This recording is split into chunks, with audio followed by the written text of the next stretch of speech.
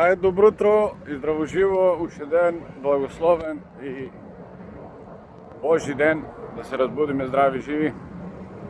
Дали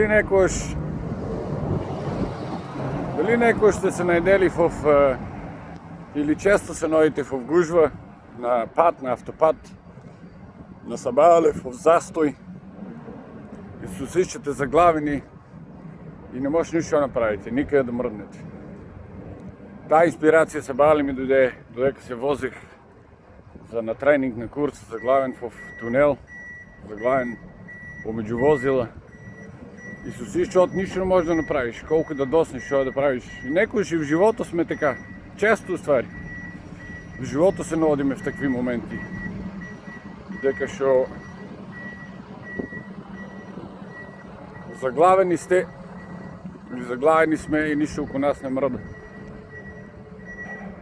Може, помислили сте некојаш да пробате, може рајична лента или рајична рута комплетна,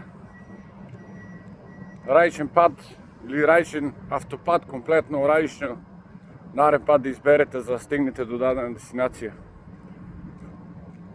Може рутата, може повозите повеќе, оче треба, може 5 минути 10 повеќе, но барем нема да стоите во сообраќај, нема да сте заглавени.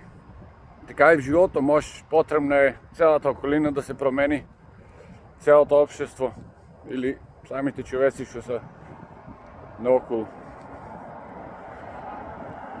Така да, ако се наоѓите в такви ситуации, размислете, може време да изберете нова рута. Рута што преходно не сте взимали. И надевам се тоа нешто ќе помогне да си имате убав ден, благословен ден, направите нешто од себе, направите промени.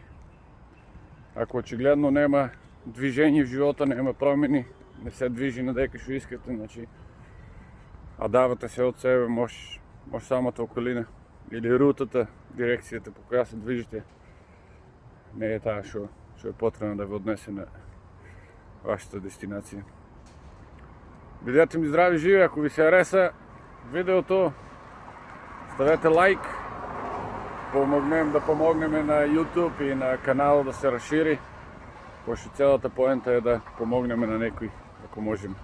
Поздрав, гледам, слушай се, гледаме по-одосна.